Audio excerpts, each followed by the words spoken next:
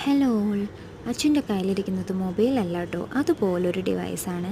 ഇത് ഞങ്ങൾക്ക് കിട്ടിയത് പാലക്കാട് ലുലു മോളിൽ പിസ്സ കഴിക്കാൻ പോയപ്പോഴാണ് കേട്ടോ.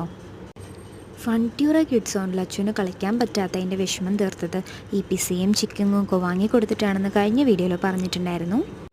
ചിക്കൻ്റെ മിനി പിസ്സയാണ് ഞാൻ ഓർഡർ ചെയ്തിട്ടുണ്ടായിരുന്നത്.